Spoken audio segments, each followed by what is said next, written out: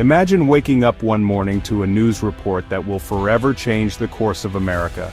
You reach for your phone, still groggy, and see the headline that makes your heart skip a beat. Canada, our friendly neighbor to the north, has decided to turn off the taps. The lifeline of energy that flows from Canada to the United States has been severed. No more oil, no more natural gas. The pipelines that once carried these vital resources now stand empty and silent.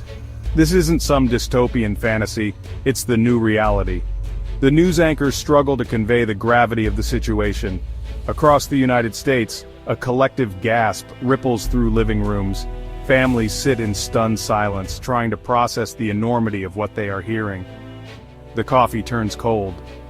The morning news anchors struggle to find the right words. Their usual composure is replaced with visible concern. Panic sets in.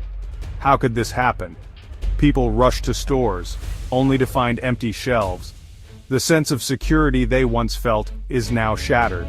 We depend on Canada for our energy. They wouldn't just leave us in the lurch, would they? The trust between the two nations is now in question. In Washington, D.C., the halls of power buzz with frantic energy. Lawmakers scramble to understand the full implications of this crisis. Politicians point fingers.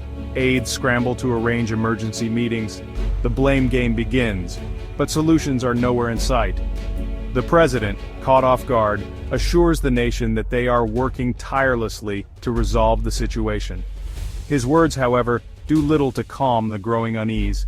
But behind closed doors, a chilling truth settles in. America is facing an unprecedented energy crisis. The discussions are tense, the stakes incredibly high. The phones are ringing off the hook at the Department of Energy. Officials are inundated with calls, each one more urgent than the last. Experts huddle, their faces grim. The numbers don't lie. The data paints a bleak picture of the days to come. Canada's energy exports are the lifeblood of the American economy. Without them, the gears of industry grind to a halt. Without them, we are in uncharted territory. The unthinkable has happened. The future is uncertain, and the nation holds its breath. For decades, the United States has relied on Canada as its steadfast energy supplier, a relationship that seemed as enduring as the Rocky Mountains. Like a friendly giant, Canada has dutifully pumped oil and gas south, fueling the American dream and keeping the wheels of industry turning. But this seemingly unbreakable bond wasn't built on friendship alone. It was a complex web of mutual dependence and strategic interests. It was built on necessity, on the belief that Canada needed the United States as much as the United States needed Canada. But times change, and so do alliances. The global energy landscape shifted, and with it, so did Canada's priorities. New markets emerged, and new opportunities beckoned. The United States, blinded by its own exceptionalism, failed to see the writing on the wall. Warning signs were ignored, and critical reports were shelved. Pleas for diversification fell on deaf ears. Experts warned of the dangers of over-reliance, but their voices were drowned out by the clamor of short-term gains. The trade wars didn't help. They only served to deepen the rift, as tariffs and counter-tariffs created an atmosphere of distrust and animosity. Tariffs imposed with a flick of the pen in Washington strained the once cordial relationship. What was once a partnership began to feel like a burden. Canada, tired of being taken for granted, began to look elsewhere for partnerships that valued its resources and respected its sovereignty. New alliances were formed.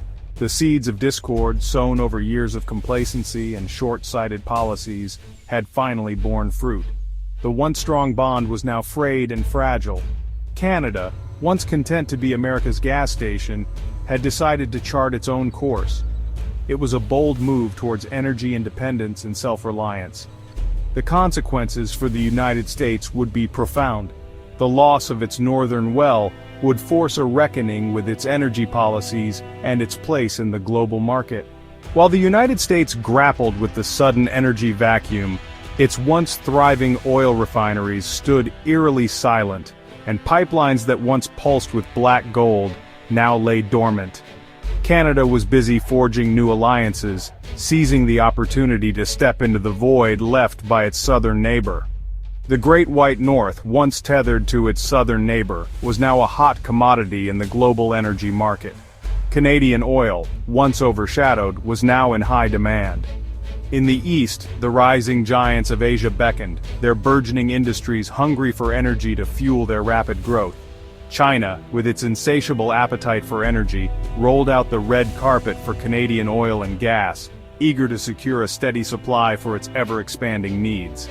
Massive tankers, laden with liquid gold, began making their way across the Pacific, bypassing the once mighty United States, charting new courses to meet the demands of a changing world. Across the Atlantic, Europe, eager to reduce its dependence on Russian energy, welcomed Canada with open arms, seeing a reliable partner in the North American nation. Pipelines were extended, terminals were built, and long-term contracts were signed, solidifying Canada's new role on the global stage. Canada, once relegated to the role of a regional supplier, was now a global energy powerhouse, its vast reserves and strategic positioning making it indispensable. The world was changing, and Canada was at the forefront of this energy revolution, leading the charge into a new era of energy dynamics. Meanwhile, the United States, caught flat-footed, was forced to confront the consequences of its own inaction, as it watched its former dominance slip away. The most immediate and visceral impact of Canada's energy pivot was felt at gas stations across the United States. Prices, once a source of grumbling but manageable, skyrocketed overnight. Filling up the family sedan became a luxury. The ripple effects were felt far and wide. Commuters winced as they swiped their credit cards. Truck drivers, the lifeblood of the American economy, parked their rigs in protest. The cost of transporting goods soared, fueling inflation and sending shockwaves through the stock market. The American dream, once fueled by cheap and plentiful energy, was starting to sputter. The era of gas-guzzling SUVs and sprawling suburban McMansions seemed like a distant memory. The future, once bright and brimming with possibility, now seemed uncertain and tinged with anxiety. The impact of Canada's energy embargo reverberated far beyond the gas pump. It struck at the very heart of the American economy, disrupting industries and upending lives. Factories, once humming with activity, fell silent as the cost of energy made production unsustainable. The auto industry, a symbol of American might, ground to a halt. Assembly lines, once churning out shiny new SUVs and pickup trucks, stood idle. Workers, their livelihoods intertwined with the fate of the industry, faced layoffs and an uncertain future. Supermarket shelves, once overflowing with produce from across the country, started to look bare. The cost of transporting food soared, making it increasingly difficult for farmers and distributors to get their products to market. The American consumer, accustomed to abundance, was forced to confront the reality of scarcity.